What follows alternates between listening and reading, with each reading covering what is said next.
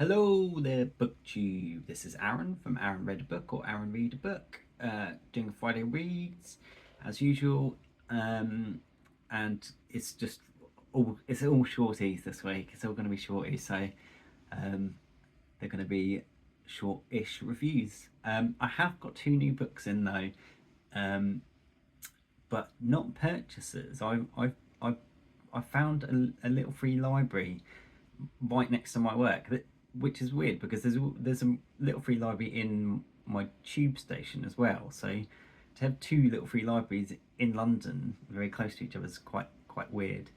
And it's in a weird little place. This little free library. It it's sort of an urban garden in London, and to get into it you have to walk through someone's house. It's like a hole in. I'll put a picture of it here. You have to walk through a hole in someone's house to get into the garden, and there's a little free library inside the walkway. And I put three books in there to replace the two that I picked up. I put in Small Gods by Terry Pratchett, which is a great book, but I've got two copies of it, so I accidentally bought it twice, so I put that in there. And I put in a book by the comedian Richard Herring, which is about International Men's Day and feminism and stuff. It's quite interesting. It, Again, I had two copies of it because I bought it from Amazon, and two arrived. And Richard Herring, every International Women's Day, he used to spend all day on Twitter replying to every single man that said, "When's International Men's Day?" And this is basically a book of he did that for like 10 years of just like talking to people on Twitter on International Women's Day and telling them when International Men's Day was. And this is kind of a book about it, and it's about International Women's Day and International Men's Day stuff. But I've gone into too much detail about a book that I'm not read recently. And the third book I put in the little free library was The Glass Hotel by Emily St John Mandel. I can't remember saying her name, but a very boring and annoying book about Ponzi schemes. So I didn't like that book, and I felt bad putting what I think is a pretty bad book in there. So I put two good ones in as well. But what did I pick up? I picked up Miss Miller's Feeling for Snow by Peter Hogue. I've heard multiple people on BookTube talk about this author, and particularly this book, but I can't remember who. I can't remember who. So if you've read this and you liked it, let me know. It's also sometimes called Smiller's Sense of Snow. This is a different translation, but I quite like this cover. I think it's very effective. It's interesting. It's very simple, but quite effective. But yeah, it's a murder mystery about a neighbourhood 6-year-old boy falls to his death from an apartment roof in Copenhagen.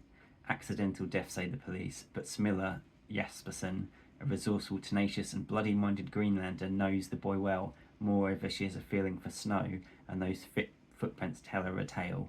So the murder, I guess, well, it's a murder that she sort of realises from the footprints in snow.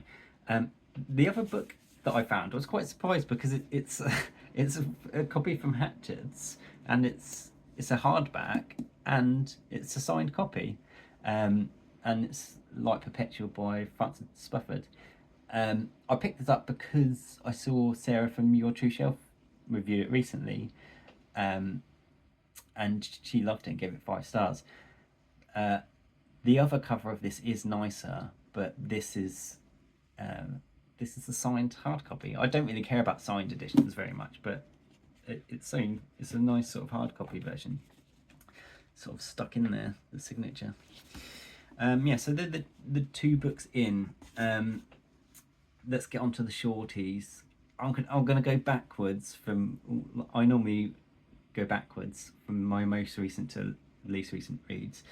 But that does mean that I have to start with smart because I read a very smutty book called Unhinged by Vera Valentine, subtitle an erotic door novel. So I'm trying to remember which short this was for, which prompt. It must fit into something. 1 minute, I'm going to look it up. I've looked it up. It was new metal Bermuda shorts. Read a book that mixes genres. I remember now because I was saying how it mixes DIY and eroticism, and it does. There's lots of nice door stuff in there if you're interested in doors. You have to be very interested in doors to find it erotic. I found it very funny. I thought this was a really funny book, and the reviews on Goodreads are atrocious for this. Like, people seem to pick it up genuinely thinking it was going to be. I don't know. I don't know what they were thinking. Maybe they were thinking it was going to be like one of the fairy smut books, but it is definitely tongue in cheek. There's a lot of doorknob innuendo, and not so subtle innuendo. But I just, this is very short and very fun read. If you want, highly recommend this for Garb August, and I learnt about it from Book Blather when Dave and Olive, they read it for Garb August last year, I think. But I thought this was great fun. It explains how a door can come to life quite well as well, I think. But there's loads of funny lines in there. There's like a particular bit where because he becomes a human, the door, they replace him with another door, obviously, because he's their front door, and he sort of subtly tries to convince her not to get a door with the doorknob on. Anyway, that's Unhinged. Unhinged is done with. What did I read before that? Before Unhinged, I read a very, very different type of book. Claire Keegan's The Forester's Daughter, which is the fourth Claire Keegan book I've read, and they're all very, very short, slight things. And like her other books, it's very spare and beautiful language, but incredible characterization. I don't know how she does it. She writes like 60-page books that have barely any words in them, but she creates quite vivid characters. And this one is about a family of a forester, and it's mostly about the little girl in the family, and there's a dog that he finds, and so there's some perspective of the dog as well, which I quite liked. I know a lot of people don't like when you get animal perspective, but I really liked it, and this sort of very spare way that she does it. And like her other books, I won't go into the plot because it's so sparse, but it's very sort of melancholy, but beautiful book. Again, it's not as good. I think I like Forester's Daughters, Small Things Like These, and So Late in the Day. I like those three all about equally, but then I really loved Foster above all of those, and I just think Foster's a perfect little novella. Before that, I read, just checking, it was I've got it. Boy by Roald Dahl. Forrester's Daughter was for the Paul Mescal shorts, by the way, the Irish prompt, and Boy was for shorts with pockets because it's got a little mouse on it. I could put a little dead mouse in my pocket if I wanted to.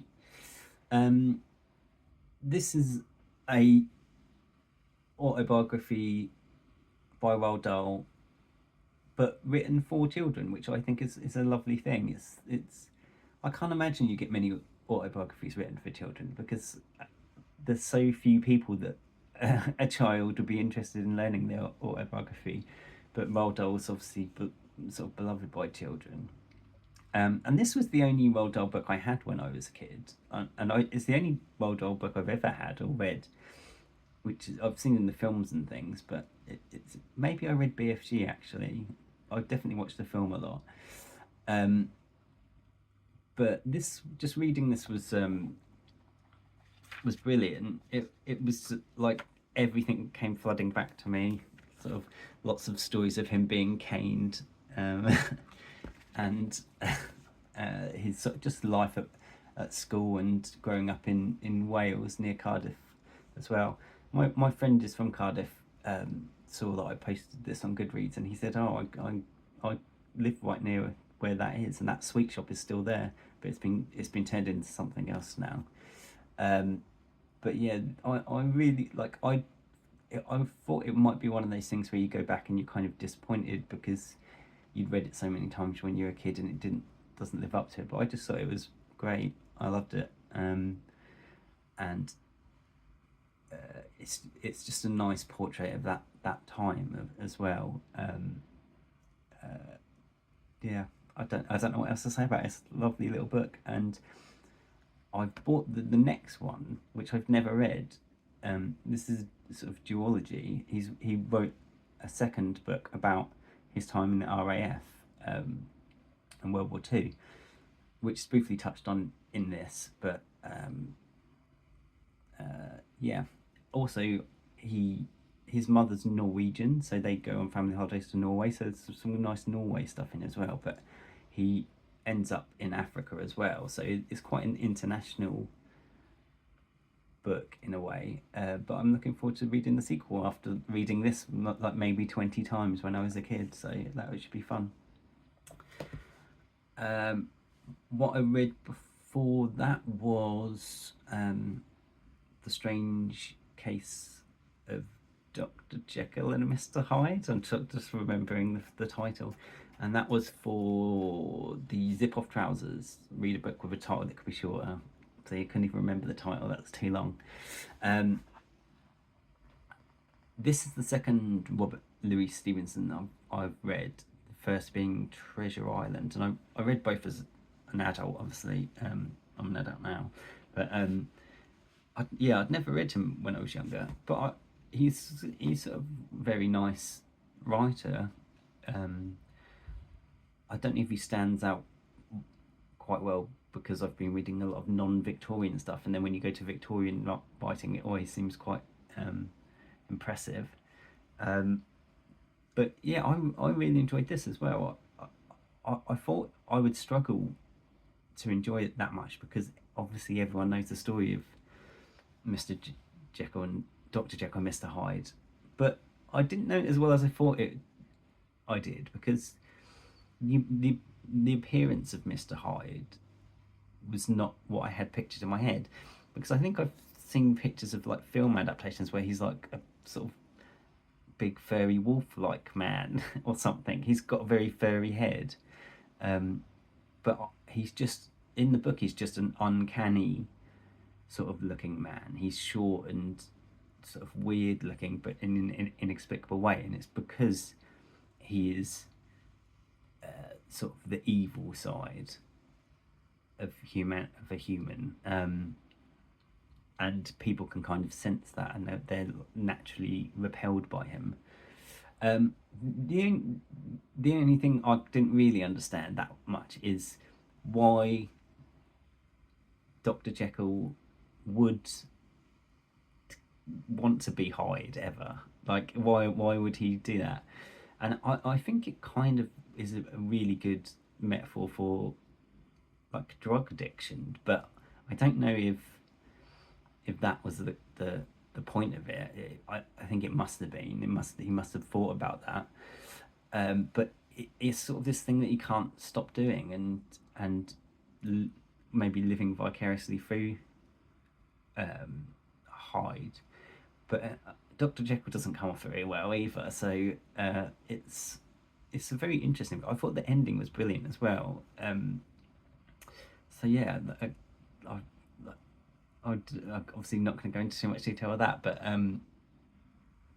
it was really interesting, and I should keep exploring Robert Louis Stevenson, because they're very kind of nice books to read. Although this is about sort of dark stuff, but yeah, I really enjoyed it. Let me know in the chat what your favourite Robert Louis Stevenson is, if you've read quite a lot of his stuff.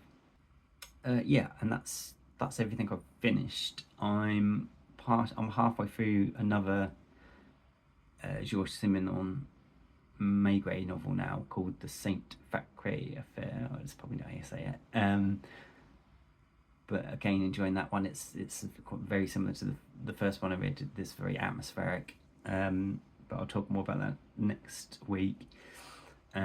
Still making my way slowly through The Wits and Weddings by Philip Larkin, and kind of, I wouldn't say I'm enjoying that, because I'm probably not doing it justice by, I just read one or two poems before I fall asleep at the end of the night, so I'm not really looking too deeply into them, or doing background research on the poems, and I think I probably do need to do that because I'm an idiot.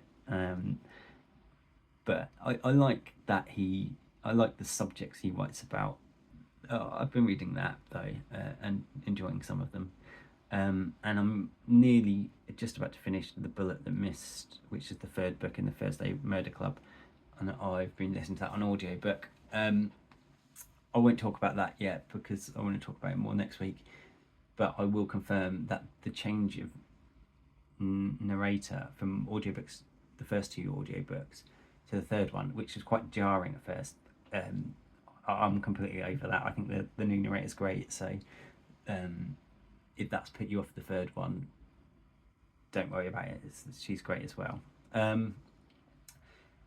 Yeah, so that's my Friday reads. Very full of shorties. I've accidentally made this really long somehow. I don't know. A video for me anyway. But yeah, let me know if you've read any of those. If you've read any of the two new books I got in, like Perpetual or Miller's Feeling for Snow or Sense of Snow. Your favourite Robert Louis Stevenson. Let me know what you think in the comments. Have a good one, BookTube. Bye.